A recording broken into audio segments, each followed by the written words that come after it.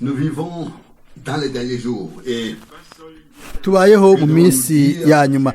le Seigneur Tuvuga iki? a dit lorsque l'heure Umwami de ses yavuze souffrances ati igihe yari karababazwa mu gihe cy'imibabaro yiwe, igihe yashika, yavuze ati ibyari byanditswe byose byategerezwa gusohora. je l'avais déjà lu auparavant dans l'évangile de Luc. Tumaze kubisoma mu butumwa bwiza bwa Luka. Cyari igihe, cyari ikintu ico abigishwa biwe batatahura na gato. Bari batahuye ibisigaye byose Quand il a dit igihe yavuga yuko yategerezwa aller à Jérusalem, kugenda i Yerusalemu, ko azotabwa mu maboko y'abanyabyaha n'abatizera, ils n'ont pas compris. Je ntibatahuye. vais vous le lire pour que vous Reka sachiez que ndabibasomere c'est kugira ngo mumenye ko ari uko qu'il est écrit. niko Il n'y a pas byanditswe. de paroles particulières. Sifite amajambo adasanzwe, nicyo gituma ngomba gusoma amajambo adasanzwe amwamwe. Ijambo ry'Imana ryose ni iry'igiciro, ririgisha, rirakomera, rirubaka, rirakomeza mu kwizera. Ibyo dukeneye byose tubisanga mu ijambo ry'Imana. Luc 18, Luka 18 verset murongo wa 28, 28 na cyane cyane guhera ku murongo wa 31. Luka 18 verset 28. murongo wa 28 ubwa mbere Cette partie. kino gice. Pierre dit, Petero aravuga ati, raba, nous avons tout quitté twebwe twaretse ibyacu et nous t'avons suivi. turagukurikira. Et Jésus leur dit, je vous Arababwira je vous le ati, dis avec ndababwire une ukuri, personne nta waretse quitté à cause du inzu royaume canke de Dieu, umugore sa canke maison, bene sa nyina femme, ou canke ses ababyeyi frères, ou ses canke abana ou ses enfants, kubw'ubwami verset bw'Imana 30 ne reçoivent beaucoup plus atazobishumbushwa dans ce umurengera muri iki gihe et dans no mu gihe le siècle à venir. kizoza atazohabwa ubugingo budashira. Ça c'est la première partie. Maintenant la deuxième Ki partie. ni du igice verset ca 31. mbere umurongo wa 31. Jésus prit les 12 auprès de lui. Yihererana bamwe 12 arababwira ati, heraba ati, turaduze i Yerusalemu, kandi ibyanditswe Ce qui a été écrit n'abavugishwa n'Imana byose s'accomplira. bizoshika Verset ku 32. mwana w'umuntu. Car il sera livré aux païens Azoshirwa mu maboko y'abanyamahanga, qui se moqueront de lui, le ashinyagurirwe, maltraiteront et cracheront sur lui. ateterezwe, avumwe Et après l'avoir amate, battu de verge, kandi on le fera bazomutonagura mourir, bamwice, et le troisième jour, ku munsi ugira il ressuscitera. gatatu azozuka. Verset Amen. 34, mais il ne comprit rien à cela. 34. Ntibagira ico batahura muri ivyo, kandi iryo jambo bari barihishijwe, ntibamenya ibyo babwiwe. Le sens.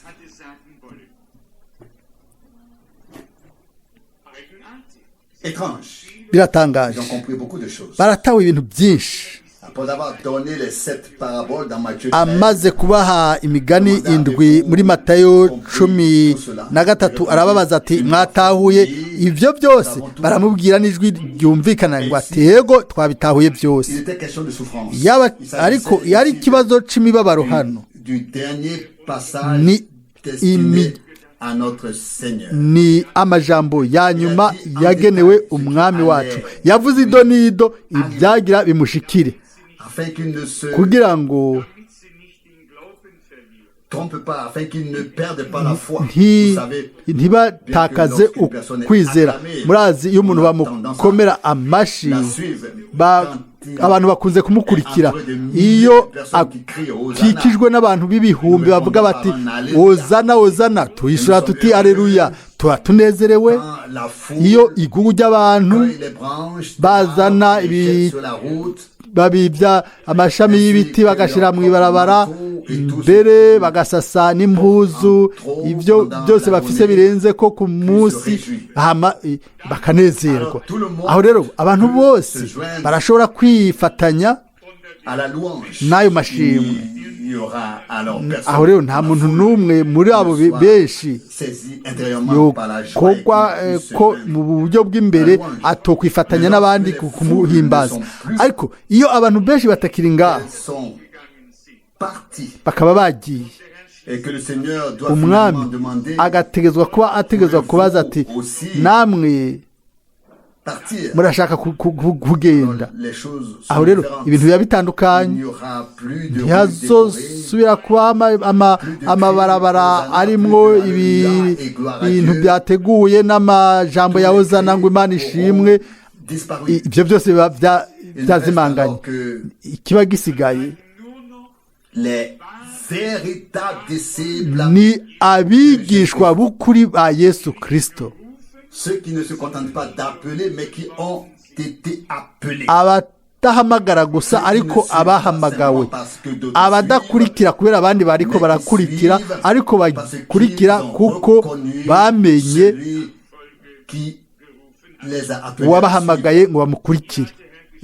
hano umwami yaravuze, aravuga ibintu byose ibyanditswe n'abahanuzi ku mwana w'umuntu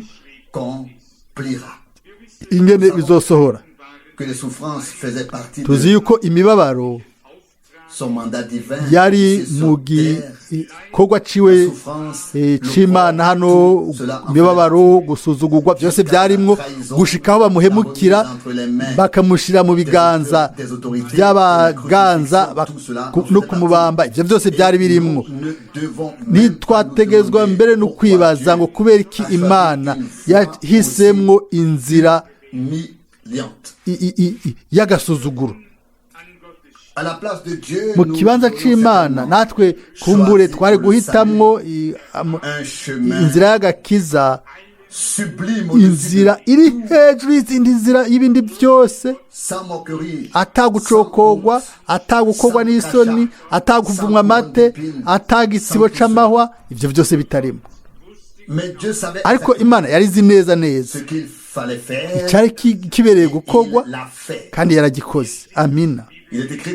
handitswe nk'uko twamaze kubisoma hano, kuko azoshigwa mu maboko y'abatizera, bazomucokora. abayuda bari baciye ubwenge cyane ku buryo bamushize mu banyamahanga. ntibagomba kumwica bo nyine, ariko bagomba kumuhereza abatizera kugira ngo barabe abantu b'abicanyi ibyo baza kumukorera. ukungene abantu bameze ntibirahinduka. havugwa kure muri Luka 38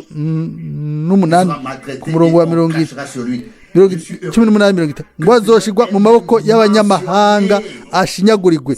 ndanezererwa ingene umwami yavuze inodonido neza, kuko nimurabe nimuje mu kibanza c'abigishwa. bari bafise ubushizi bw'amanga ko umwami wabo ari umwami, ngo impumyi zizobona, ibimuga bizohaguruka, abanyamibembe bazokwezwa. ubu niwe mwami wacu, ubu niwe Mesiya, azozana ubwami bwiwe. murazi nibyo byari ibyizigiro byabo. ndashobora kubyerekana n'ibyanditswe byera. Matayo 24 imirongo 3 ya mbere ngo ibyo byose bizoshika ryari? ngo ni ryari uzogarukana ingoma y'Abisirayeli? ni kizoba icahe ikimenyetso cyo kuza kwawe? bari bizigiye ko hazanwa ubwami, kandi ibyo byizigiro biracari muri bo n'uno munsi. ugusora kwabyo kuzoza, ariko gusa ni igihe umugambi w'Imana uzoba washitse ku ntumbero yawo, niho ibyo bintu bizosohoza. Roma 33. Ils le flagelleront et le tueront, et le troisième jour il ressuscitera. kandi bazomutonagura bamwice ku munsi ugira gatatu azozuka 34. ntibagira icyo batahura muri ibyo, kandi byari byavuzwe mu buryo bwumvikana. havuga ngo ntibagira icyo batahuye muri ibyo. ayo majambo yari umwiza kuri bo, ntibatahuye ibyo yagomba kuvuga. ngaho mu by'ukuri ibintu byose byari byavuzwe mu buryo bwumvikana. ntihari hakenewe uwo bisobanura canke uwo vuga icyo bisobanura. havuzwe ngo bazomucokora, bazomufata nabi, bazomukubita, bamutanagure, bamwice. byose byari byavuzwe neza mu buryo bwumvikana. nabo ntibatahura, kuko ibi ntibyari bihuye n'uko biteze ibintu. mu gihe umwami yavuga, bibaza bati, bibaza ibyiyumviro byabo. arabandanya, nabo bandanije inzira zabo, ntibashoboye kwishira mu kibanza cya wa wundi yariko arababwira. nicyo gituma aya majambo yagumye anyegejwe, ntibayatahuye. sinzi ko ari jewe mfise ukuri, ariko uko igihe kirengana niko ntegerezwa kwizera yuko benshi batatahuye umwami mu majambo yiwe mu gihe cyacu. bamwe bagumye mu mwiza mu gihe yari karavuga. icyo yavuze cyagumye ari kinyegejwe kuri bo. ibyo byama bishika iyo wibajije mu byiyumviro byawe mu gihe umwami ari bari karavuga. mu gihe yavuga imibabaro no gucocogwa no gukubitwa no gutonagurwa, nabo bibaza ubwami ingene bazoganzanya nawe.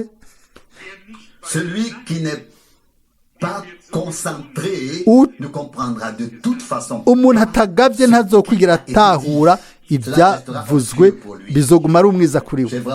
mu by'ukuri nanjye mbona ibintu umenga bimeze uko iyo umuntu agomba kuba imvuga kuri. maze kuvugana n'abantu bamwe bamwe baravye mu gutangaza ubutumwa bw'Imana muri iyi myaka yose. iyo ibintu by'ukuri bibaye ibikomeye, basubira ibintu kumbure by'imyaka 1000 cyangwa 500, ugaca ubona neza yuko Imana yababwiye nayo bo batariko barayumva, ariko bazi byose. ariko kandi baragomba kumva, kandi bakabandanya kugomba kumva. ibyo aho niho hari ikibazo. uko bumva byinshi niko batahura bike. ubwina ko bimeze, ntibaba biteguye imbere mu mutima gushira amatwi yabo mu kumviriza. amatwi yabo abayugaye, nta n'ugufata, nta n'ukwakira. harashobora kuba amamikorofone 3 cyangwa 50, ariko atuguruye, hatari umuntu atafyonze ngo afate amajwi, haca habiki, nta na kimwe gifatwa. birakwiye yuko utahura yuko ikintu cyose umwami yavuze gitegezwa kwizerwa, atari gusa icyo twe tugomba kwizera, ariko icyo Imana yavuze dutegezwa kucizera. nimba tugomba guhagarara, kuguma duhagaze imbere yiwe. umuntu atizera Imana aba yigize umubeshi. mbere nibyo biganiro nagiranye na mwene data mu kanya gaheze.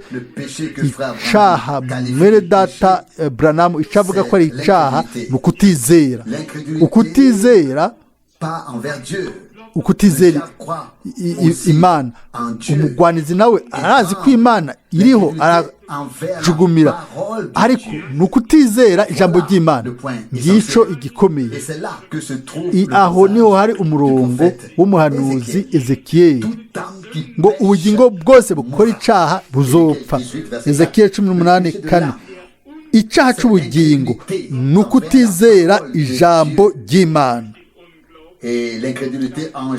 Ukutizera bizana ukugarariza kuzana gukora ibyaha, ariko urupfunguruzo rwo kugira ubumwe n'Imana mu by'ukuri ruri muko twizera Imana.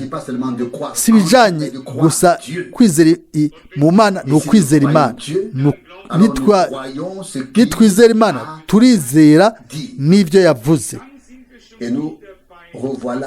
Hanyuma tuca tubona rero mu byakozwe n'intumwa 3 handitswe ngo Imana izorungika ibihe by'impemburo, Yesu azoguma mu ijuru gushitsa mu gihe aho iby'Imana yavuze byose ikoresheje abahanuzi bizosohora. Hanyuma acaza uwo murongo w'inkomezi mu byakozwe n'intumwa 3 umurongo uteza ko ari mu 23, kandi umuntu wese atazokumvira uno avugishwa n'Imana azorandurwa mu bantu. Ku murongo wa 22 handitswe mu kwisunga isezerano ngo Mose koko yaravuze mu gusubira mu byagezwe 18:29 ngo Uhoraho Imana azobahagurukiriza uvugishwa nawe mubi wanyu ameze nkanje, uwo muze mumwumvire mu byo azobabarira byose. Twese turazi ubwo buhanuzi bwari bwerekeye Kristo. Yategerezwa kuba umuhanuzi kugira ngo yemeze amajambo yose y'abahanuzi, hanyuma ayasohoze. Amajambo abandanya gutya 23, kandi ubugingo umuntu wese atazokumvira uno avugishwa n'Imana azorandurwa mu bantu. Rero ukwizera Imana ntiguhagije, dutegerezwa kwizera Imana, kandi hano umwami yerekanywe nk'umuhanuzi, kandi hari ukugabisha ubugingo bwose butazokumvira uwo avugishwa n'Imana. Birahambaye, si gusa nk'umucunguzi, nk'umukiza, nk'ukiza ubugingo, ukemera ukakira amajambo y'umwami mu buryo bwinshi butandukanye. Hariho abanyabyaha benshi bumva ijambo ry'umwami ku gakiza bagashima bakakira agakiza. Hakaba n'abandi bakira bakumva ijambo ry'umwami nk'ukiza indwara bakayemera bagakira indwara.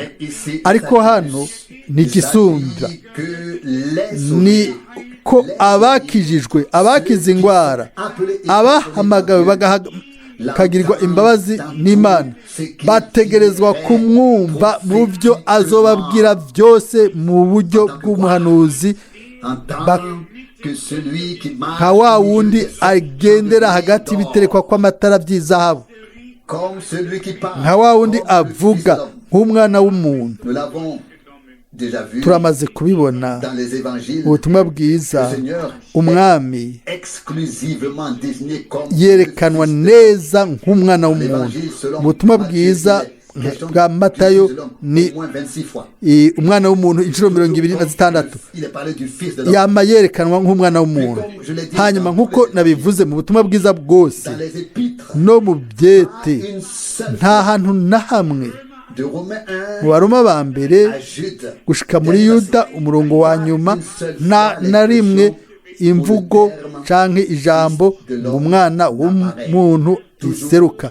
Iminsi yose umwana w'Imana, kimwe cyose gifise igituma. Hanyuma mu byahishuye Yohana si umwana w'Imana. Yohana arandika ati ndabona umuntu yasa n'umwana w'umuntu, yagendagenda hagati y'ibiterekwa ko ndwi by'amatara by'izahabu. Fils de Dieu, Umwana w'Imana, umucunguzi, umucunguzi, fils de David. umwana wa Dawidi, umwami. Cela viendra plus tard. Ibyo bizoza mu nyuma. Mais le fils de l'homme, Ariko umwana w'umuntu parlant prophétiquement mu buryo bwa dans gihanuzi l'église. avuga mu ishengero. Nous en arrivons donc à notre Dushitse sujet. rero À ku chaque cigwa cacu. âge de l'église, Mu gihe un message cyose qui a c'urunganwe été mis en rw'ishengero hari ubutumwa bw'Imana bwashizwe imbere, abakijijwe, abakize ingwara, avant, donné, abahariwe devait prendre bategerezwa leur décision gufata ingingo yabo si il voulait en tant que igihe croyant nk'abizera seulement être sauvé, bagomba ils avaient gukizwa peur gusa que l'enfer kuko soit trop chaud. bari bibaza ngo mu ikuzimu harashushe kuri bo, bari biteguye nk'abakijijwe kwizera umwami, Car il est écrit, kuko hari handitswe ngo utizera Imana ayigize umubeshi.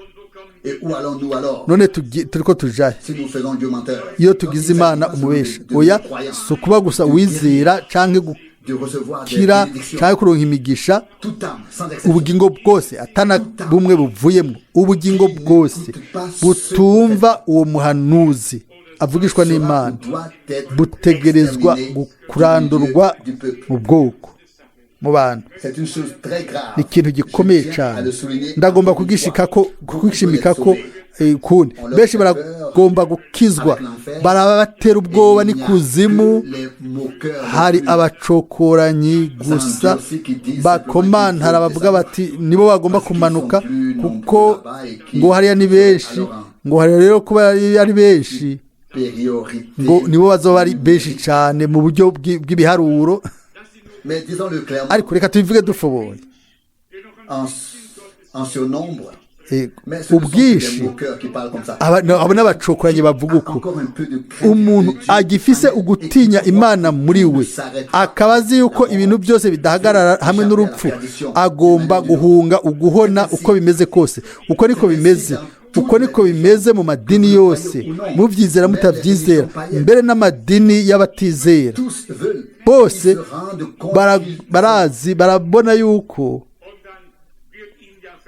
qu'ils étaient lésés dans cette vie. bamerewe nabi muri buno buzima, Annonce alors bakabatangariza rero yuko bazosubira kubaho inshuro nyinshi, un processus de ngo purification, baje kwezwa, réapparition, ngo uko monte d'un cran jusqu'à ce qu'ils atteignent ngo bazoguma batuga bezwa gushika bazoshika ahantu hadashira. Ariko ivyo ni bihenda amaso. Ndababwira gusa yuko abantu barifuza, ariko nta n'umwe yabereka ukuri. Binyibutsa kuwa gatandatu uheze iberere, sinzi ko nabibabwiye, hariho umugore aho ku bushikiro, ni nk'uko yariko arabaza ikintu runaka, ndatwenga, ndamubaza nimba arondera Imana, aranyishura ati ego cane. Naratangaye, ndamubaza nti ego wamaze kuyibona? Arambwira ati ego. Ati ubu rero ndinjira cyane muri Buda yo mu Bayapani. Ndiko ndatwenga, ariko si kubw'ubusa. Yarondera Imana agaca yimbika mu Buda bw'Abayapani. Ndamubwira nti wa mugore we, mvuye mu Buyapani hariya, ndafise byinshi no kubwira hariya, none ugomba ndakubwira iki? Mu minota mike twashitse mu ntimatima y'icirwa. Navuze mu buryo buciye bugufi nti benshi barizera mu buzima inyuma y'urupfu, ibyo ntacyo bimaze. Ndamubwira nti sinkeneye ubuzima inyuma y'urupfu, nkeneye ubugingo budashira kugira ngo nzembeho ibihe bidashira. Twinjira rero mu cigwa, nagombye kunama aho kugira ndamusengere. Ndamubwira nti nubu canke nta kindi gihe. Aravuga ato yanzoza nzoza kubaraba, ndagomba by'ukuri ko munsengera. Nico twakoze mu izina ry'Umwami. haracariho abantu barondera ariko bakaronderera mu burasirazuba mu burengerazuba cyangwa mu bushinwa cyangwa ahandi. Amakosa ni aya twebwe twese abakristo tutashoboye kugira ubuzima bwo kwizera kwacu ngo dushike ahantu aho abandi bashobora kugira umutimanama ko hari ikintu kiriko kirakoreka ahantu runaka, atari kubera twaretse cyangwa dukora oya, kubera Imana yokora ikintu runaka. Nifuza igikorwa gikozwe n'Imana c'ububasha ku buryo abandi bogaba bakumva bategerezwa kubaza cyangwa kuvuga bati hari ikintu runaka gitandukanye, si ibintu byo kuvuga ku mutwe oya, mu by'ukuri Imana irahari. Mbega turabyifuza twese? Aho rero Imana izobikora, kuko nuko ku ntango niko abantu bahezagirwa bakiyunga, abandi bakiyunga nabo. Mu ntangamarara twasomye Zaburi 105 umurongo w'8, Zaburi 105 umurongo w'8, pour 1000 descendances. Cela correspond exactement. Yama yibuka isezerano ryiwe iminsi yose, ijambo yashinze yama agibuka ku kurunganwe rugenda rukurikirana gushitsa ibihe igihumbi. Imana izotanga umugisha gushika kurunganwe ry'igihumbi kuba mwizigiye. Imana ifise umugisha yabikiye abamwizigira, abamwizera. Hano ni ikibazo cya bino bintu bitatu, ni ikibazo cy'isezerano iryo yakoranye na Aburahamu, ni isezerano iryo yasezeranye na Aburahamu, indahiro yarahiye Isaka akayongera kuri Yakobo ayitsindagira ngo ibe icagezwe. Izaburi gushika ku murongo wa 10 nk'uko byanditswe hano. Niryo sezerano yasezeranye na Aburahamu, indahiro yarahiye Isaka akayongera kuri Yakobo. Yaratanze isezerano arahiye, hanyuma ararisohoza muri Yakobo. Ni ikintu cyiza cyane mu butumwa bwiza bwa Mwenedata Branham. Bino byumviro bitatu byaravuzwe mu buryo bwumvikana bwo gutsindanishirizwa, ukwezwa, umubatizo muri mpwemu yera. Isezerano, ukwizera no gusohoza kw'isezerano iryo Imana yakoze, yatanze. Imana ni Imana y'ijambo ryayo. Haranditswe kure ku murongo wa 11 akavuga ati, ni wowe nzoha igihugu cy'i Kanani ngo kibe ishamvu mukubitiwe amabango. Murazi inkuru hamwe na Kanani. Umwe mu bana ba Shamu, uwo Nowa yari yaravumye, hamwe nawe igihugu cyose icyo yari afise. Aho rero cyaciye kirimbugwa. Ibyo byose kubera hari umuntu yiyumviriye yuko yashobora gukura umwambaro kuri se cyangwa akavuga ubwambure bwa se. Mutegeza gusoma ingene ibintu byagenze. No munsi turasoma yuko hariho igihugu cy'isezerano cyitwa Kanani. Nimusome ibyanditswe rero murabe ingene byatanguye. Rimwe na rimwe si bibi gusoma ibyabaye mu byanditswe byera kugira ngo dutahure igituma Imana yashoboye mu nyuma. Ndiko ndabivuga nk'uko byabaye mu buryo butandukanye, mu buryo babaye nk'abantu nk'isazi zo mu gihugu twebwe dotés d'un sens de la justice. nk'abantu bafise bateza Dans les cieux, kugira ubutungane mwami ngo twubatse mwami wavuze ngo ntuzokwice iryinyo ku rindi ijisho ku rindi hama turavuga uti kubera wewe livre des peuples. amoko yose Vous pouvez le lire ndayaguhaye dans le long murashobora sermon kubisoma mu butumwa burebure Étienne, je crois. niyarinde ni Stefano ndibaza Dieu a livré cette peuple. Je vais imana le lire. ubwo bwoko Si je dois yarabutanze chercher un peu pour que vous reka sachiez. ndabirondere kugira ngo mumenye ko byanditswe yego Je l'ai trouvé tout de suite. nabibonye buno nyine imana ishimwe byakozwe n'intumwa 13 hari wundi yavuze ubwo butumwa ndibaza ni Pawulo byakozwe n'intumwa 13 J'ai dit Romains? Non. navuze abaroma Ok. Acte 13. byakozwe n'intumwa 13 murongo wa 18 verset 18. Pendant environ 40 yihanganira ingeso zabo nk'imyaka 40 mu bugaragwa avec un amour tendre. imaze guhonya amahanga ndwi mu gihugu cy'i Kanani ibegurira ico gihugu cabo kuba ishamvu yabo. Approfondir cela ici. Ituza kwimbika hano reka nimusome mu itanguriro chapitre 9. igice c'icenda. Je ne lis pas à partir du verset sinza guhera ku murongo wa 20. Ça, vous pouvez le faire. byo mwe murashobora kubikora ndaza gusoma gusa umurongo wa 25 tanguriro 19:25 Maudit soit Canaan. aravuga ati Kanani abe ikivume azoba umuja w'abaja kuri bene nyina 26. Puis il kandi ati loué soit uhoraho aragahezagirwa niyo mana ya Shemu. et que Canaan soit le rescapé. Kanani we nabe umuja wiwe. Imana yagurire Il habite dans les tentes de Sem. Yafeti abe mu mahema ya Shemu. Kanani we nabe umuja wiwe. Mwese mwosoma izo nkuru 22.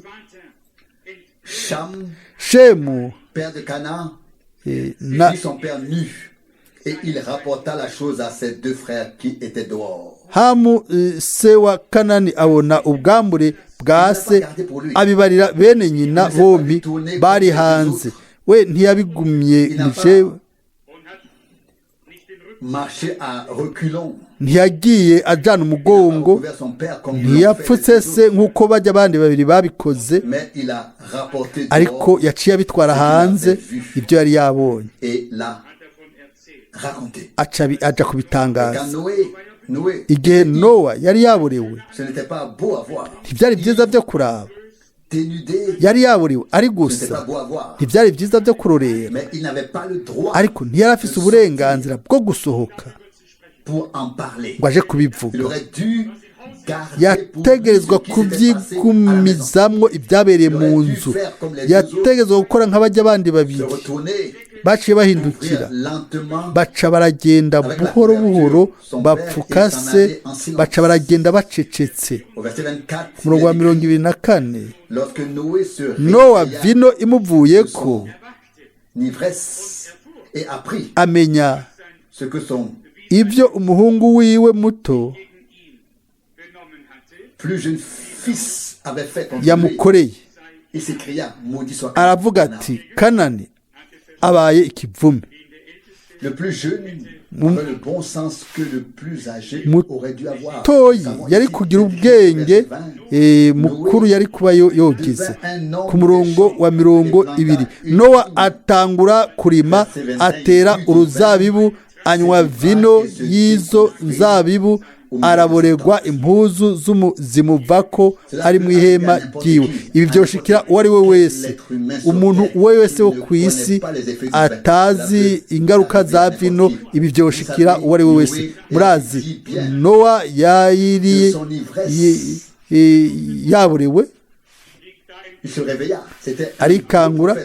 Yari umuhanuzi mwiza ariko yaborewe, ari hajya aryamye hajya ari gusa, ariko yasubiye kuba umuhanuzi, vino imuvuye ko asubira ibyo yavugishijwe byasubiye gusohora imyaka myinshi nyuma. Imana ntiyemera yuko abakozi bayo bacokogwa. N'amajambo mwene data Schmidt yasomye hano mu Izaburi y'105 ku murongo wa 15,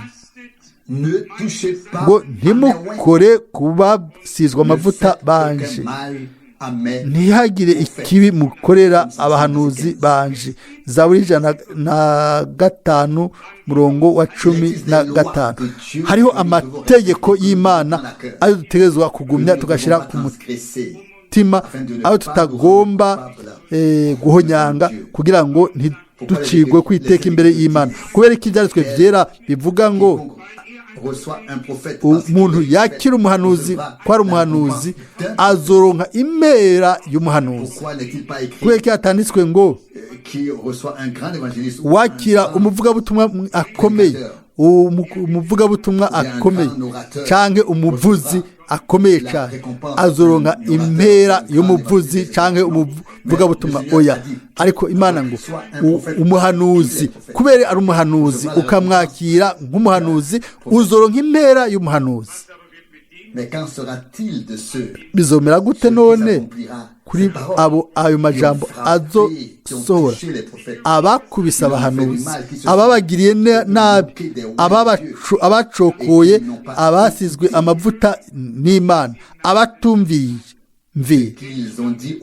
ibyo bavuze mu izina ry'Umwami. Mwibaze ku muhanuzi Yeremiya, abantu bose baramugwanya, baramuvuga nabi, bavuga bati ntitwizera amajambo wavuze naho yavuze mu izina ry'Umwami. Yeremiya 28:29. Ryari irindi jwi, n'irindi jwi bumva. Imana iminsi yose ifise uburyo bwo kuvuga ibwira abantu. Izoca urubanza bivanye n'ivyo abantu bazoba barakoze ku byo bumvise. Hariho abantu badashobora kwizera kubera batari n'ukuri mu mutima. Hariho n'abandi bavuga ibintu batari iby'ukuri. Hanyuma bisaba kugenzura neza, ni gute, ni ryari, ninde two kwizera. Muyinga riheze barambajije iby'ukuri nimba Umwami yarambariye. Uno munsi ndatwenga, navuze mu buryo buciye bugufi, abantu badashobora kwizera yuko ibyo byagenze gutyo ntibategezwa kuza kumva ijambo ry'Imana muri kino kibanza. Iyo ntaba narumvise ijwi ry'Umwami, simba ndi hano no munsi, sinohagaze hano, sinokeneye kugira ico nuvuga kitari cukuri. Hariho abantu rero bari muri wa mugwi nyene, bakaza hagira kuvuga ngo nari munsi imbere y'inkingi y'umuriro, nanje nkagira ubwoba, ndagira ubwoba. Iyo umuntu adashaka kwizera yuko Imana yambwiye, ni ikintu kimwe. Ariko iyo undi muntu yihagira kuvuga kubwiwe ngo nari imbere y'inkingi y'umuriro, aho rero nta muntu ntituba tukimenya ingene tubitondeka n'ingene twokora. Ariko mu nyuma Imana ibandanije kungira ubuntu gushika no munsi, natawe ico mwere data yagombye kuvuga. Nico ndiko nibaza, sinzi, ariko kumbure yafashe ya shusho y'inkingi y'umuriro aca imbere yayo birashoboka nta n'umwe bikekeranya ko ariko umuntu wese arashobora guhagarara imbere y'inkingi y'umuriro muri ubwo buryo ibyo si byo mwene data Branham avuga igihe avuga ngo umuntu ategerezwa kuba yaragize umuhamagaro w'Imana nka Mose nk'uko yari awufise ntavuga ikintu icyo ari cyo cyose ariko ni umwimenyerezo w'ukuri hamwe n'Imana amina igihe umuntu ahamagarwa ndabibabwiye abakozi b'Imana bose bagize uwo mwimenyerezo nicyo cyabashyigikira nicyo cyari uruti rw'umugongo wabo mu bigeragezo bikomeye baba bazi bati umwami yarampamagaye nari harya narumvise ijwi ryiwe amina Pawulo yari azi yuko umwami yamubwiye mu Giheburayo amen umuntu yumvise ijwi ry'umwami arabizi hanyuma abo bantu babivuga kuko bafise icyumviro gitandukanye igihe bakiyumvira ibindi bintu bakavuga bati aho rero mu buryo bukomeye bakabwira umuntu bakamuhanze bamuraba atumviriza umwami yabwiye abantu benshi na Balamu yaramubwishije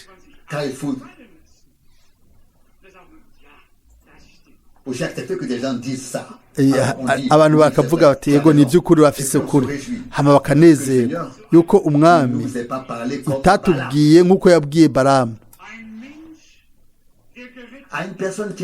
umuntu yakijijwe uwundi muntu arashobora kuvuga tumviriza haracari iki n'iki mu buzima bwawe ni gute ushobora kuvuga yuko wakijijwe nta muntu n'umwe yokura umuntu afise ubushizi bw'amanga muri mpwemu ukamushyira ku mutwe yagize umwimenyerezo n'Imana ibyo birakwiye ni nako bimeze kuri n'imyimenyerezo yose umuntu ashaka avuga atumviriza amajambo y'umwami ntasobanura Balamu nawe nyene ari mu rutonde Balamu ntandazishinga na gato kumbure yari umuhabite atakebwe ataco yapfapfana na Isirayeli yari afise isezerano na rimwe umuntu yagomba kugirira nabi ubwoko bw'Imana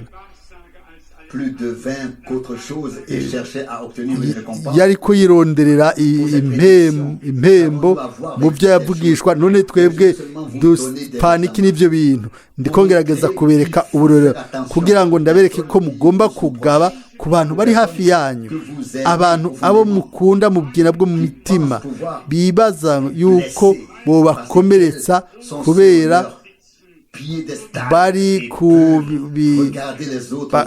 bari hejuru bakabaraba bari hejuru nk'abacamanza b'ikirenga bakabaraba oya ariko si hamwe n'Imana inzira yo kuja hejuru ica munsi icepfo inzira yose igomba kuduga itegezwa kubanza guca epfo hano ngaha ku isi nta yindi nzira ihari yo kuduga kiretse iyo nzira ica epfo hanyuma ikadugana mu ijuru ni nako byagenze no ku mwami wacu ubwa mbere ugucokogwa ugukubitwa ugucigwa kw'amate kuvugwa nabi hanyuma kwambikwa ubwiza amen uko nabivuze je numva umubabaro kubw'abantu bafise ibibahenda amaso ibyo bemeza ntibagomba kuba ari umuntu yobavuguruza ngo aho rero ucumuye ku Mana ariko bo barafise uburenganzira bwo gukora ibintu byose nuko rero biremesha kabiri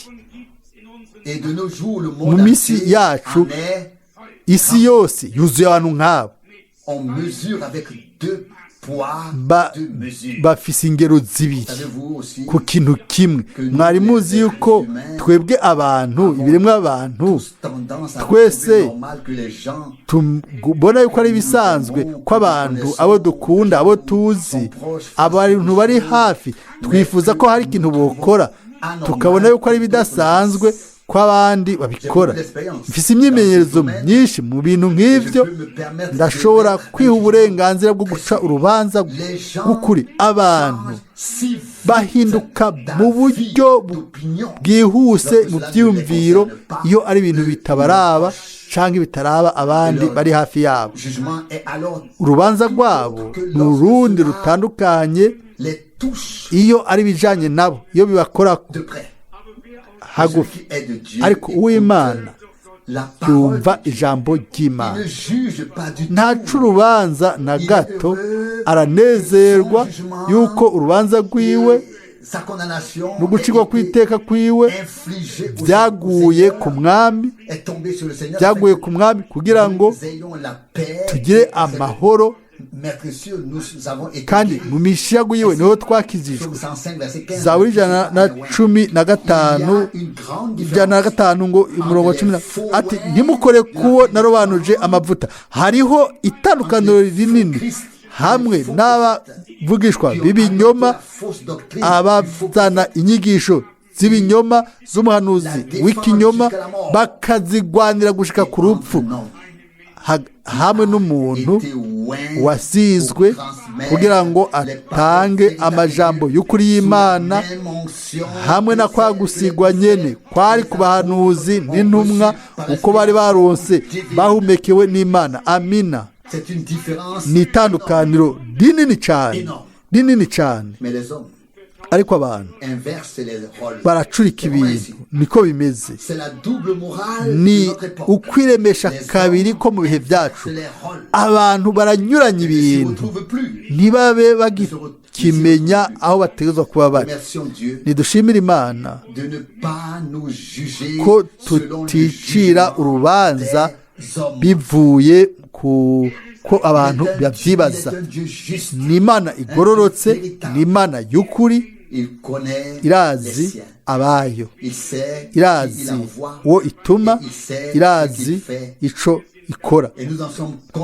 Dufise ubushizi bw'Imana yuko ahari uguhuza mu gutangaza, aho ni wa mpwemu yera nyene arongorera muri kwa kuri kwa Bibiliya nyene, aho ibintu bidahura, aho bitiyegurira Imana n'ijambo ryayo. Izindi mpwemu ziba ziri ngaho ziriko zirakora. Nkuko nabivuze, uguca urubanza rwategerezwa kudukorako ntirudukorako, ariko turumva umubabaro mwinshi kubw'umuntu wese akoresha yihuse ururimi rwiwe ngo ace urubanza. Si urubanza rwanje, ni urubanza rwayo. Umwe wese azikorera urubanza rwiwe. Uzocibwa urubanza bivanye n'amajambo yawe, uzocibwa kw'iteka bivanye n'amajambo yawe. Matayo 12:37. Uko dutondeka abandi niko tuzotondekwa, niko tuzocibwa urubanza. Oya, Imana ifise inzira zayo n'ubwoko bwayo gushika mu misi yacu. Nkuko mpejeje kubivuga, iyo ari Imana yahamagaye, yatumye, yatanze ibanga, aho rero haba hari uguhuza kw'agahore utunganye kuva mu itanguriro gushika mu byahishuwe Yohana, uguhuza n'abahanuzi n'intumwa, uguhuza hamwe n'ivyo Imana yataze mu gihe cacu bivuye ku bukozi bwa mwene data Branham. Aho rero tuba dufisemwo umugabane muri ba bandi bagaba ku vyo umwami avuga. We agendera hagati y'ibiterekwako ndwi by'amatara by'izahabu. Et alors nous avons aho affaire à rero la parole de Dieu. dufise ibyo dukorana n'ijambo ry'Imana atari iby'amajambo y'abantu ariko ijambo ry'Imana. Et nous sommes reconnaissants dufise amashimwe qu'il est yuko parlé très clairement yavuze et mu buryo bufoboye, mu buryo bwumvikana. plus dans des énigmes, Ntiyavugiye mu migani, ntiyavugiye mu guca imigani, ariko si bien l'évangile de kuko Jean au chapitre ubutumwa 16, bwiza bwa Yohana 16 ngo kuri uwo munsi vous le reconnaîtrez, muzobimenya, je vous parlerai. nzobabwira mfoboye. Il y a ce verset dans l'évangile. Uwo murongo uriho mu butumwa bwiza bwa Là Yohana, aussi, ce serait mieux si naho ni je byiza pouvais le trouver yaba et nashobora le lire kuwubona à nkawusoma haute voix. mu nijwi rirenga. C'est Jean Yohana 16, 16, Jean 16, Yohana 16 verset 25. murongo wa 25. Je vous ai dit ces choses en parabole, Ibyo mbibabwiriye mu migani, ariko igihe kizoza où je ne vous parlerai plus, sinzoba ngisubira kuvuganira namwe mu migani, où je vous parlerai au mugabo nzobabwira ibya data mbifoboye. du Père. Amen. Verset 26. En ce jour-là, 26. Kuri uwo munsi muzosaba mu izina ryanje, kandi simbabwira ngo nzobasabira data, kuko data nawe ubwiwe abakunda, kuko mwankunze kandi mwizeye ko naturutse ku Mana. de Dieu. Amen.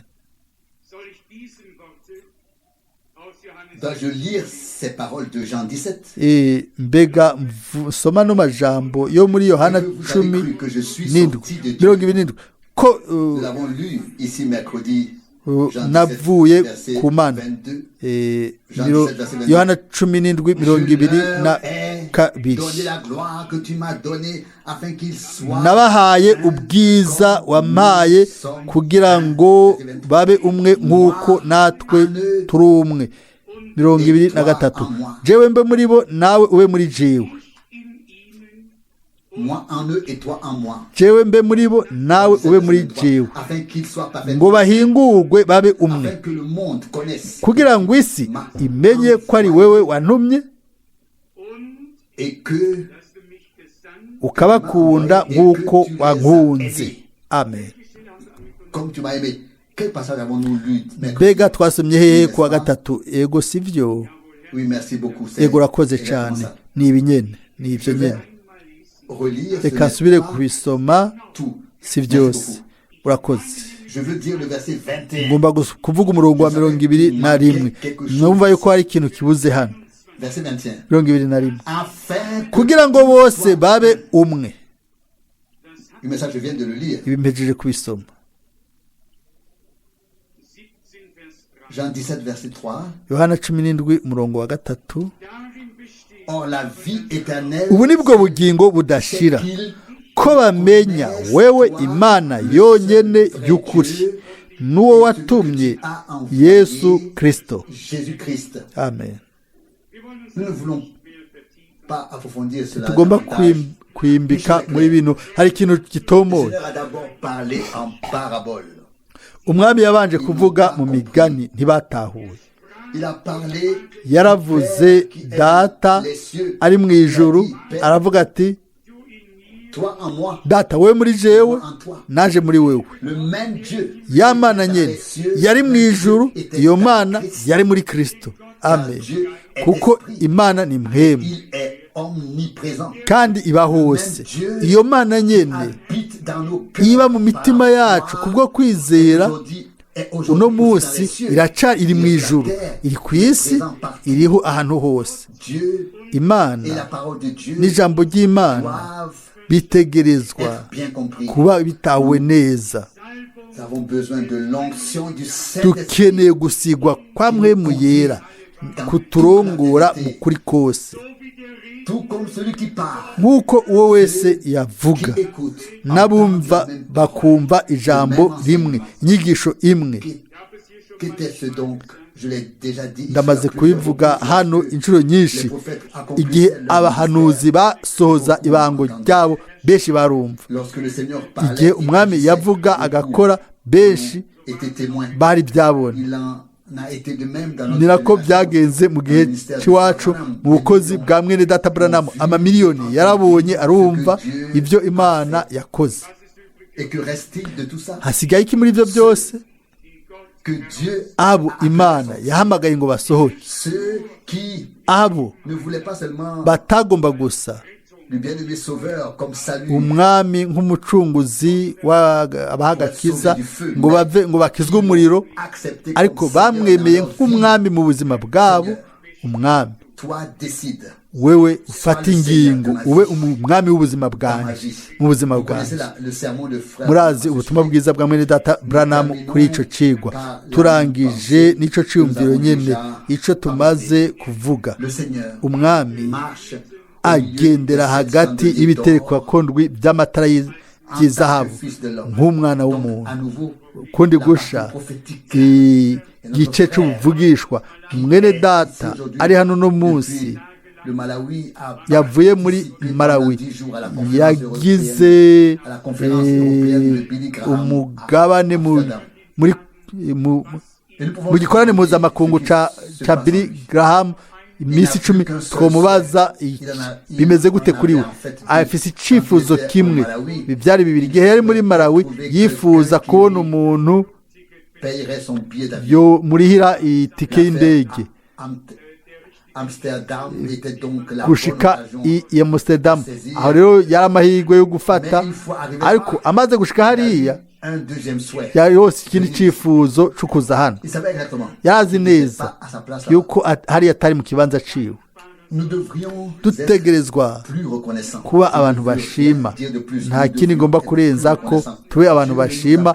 Imana ntiyaduhaye gusa agakiza no gukira indwara n'imigisha, yaduhaye twebwe abacunguwe nawe, yaduhaye gushobora gushika ku ntebe yiwe y'ubuntu kugira ngo twumve twizere ijambo ryiwe rihishuye mu buryo busha bivuye ku ntebe, kugira ngo ubugingo bwacu bubeho ntibupfe. Ubugingo bwose butumva uwo muhanuzi, uwo mwami, uwo mwana w'umuntu avuga buzopfa. Ubugingo bwose buzopfa. Byakozwe n'intumwa 3:23. Nicyo gituma isezerano no kugabisha bibiramatanye. Ngufise amatwi yo kumva niyumve icyo mwemu abwira amashengero. We w'umwana w'ubuntu agendera hagati y'ibitereka kondwi by'amatara by'izahabu, afise inyenye abamarayika ndwi mu kuboko kw'uburyo, yarabarungitse baravuga, abavugisha. Mwemu w'Imana yavuga ijambo ry'Imana biciye ku ntumwa ndwi. adutegeka yuko twumva icyo muhemu abwira amashengero. Benshi barumvise mwene data Branham, umwe yumvise ikiwundi yumva kiriya, umwe yatawe ikiwundi yatawura kiriya, ubundi n'ibindi. Hari byinshi, ariko hariho kandi n'igugu ry'abantu, umukuku batumvise Branham, ariko bumvise muhemu w'Imana mu butumwa bwiza bwose, kandi muhemu yabarongoye mu kuri kose. Kubw'ubuntu turashobora kugira umugabane muri nk'abo bantu. Ndazi yuko tuzoba dufise turimwo, ntidukeneye kurondera umwanya muremure. Ubuntu kandi we Mana nzima yaduhaye umugabane mwiza cyane mu migabane. Uno munsi tumushimire mu bivuye mu mutima, mu masengesho magufi. Amen. Turahaguruka kugira tubikore.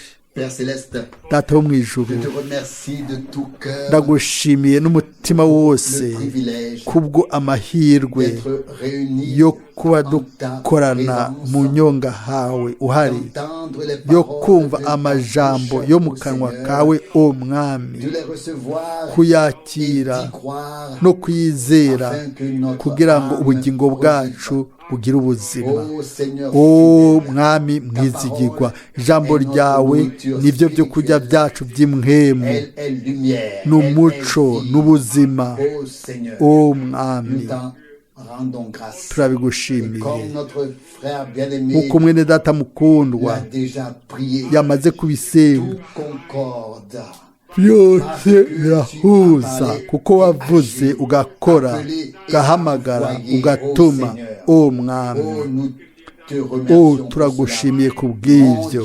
Mana cela. yanje, Qui oserait ninde wo kubahuka kugutetereza? Tu es au-dessus uri hejuru ya byose, plein de majesté et de wuzuye gloire. ubwiza. Nous te remercions pour cela. turagushimiye ku bw'ibyo. no muri ino minsi yacu waragavye kugira ngo ubwoko bwawe buronke ugutangazwa gutomoye, ugutahura ijambo ryawe bihuje n'abahanuzi bose n'intumwa zose. Amen.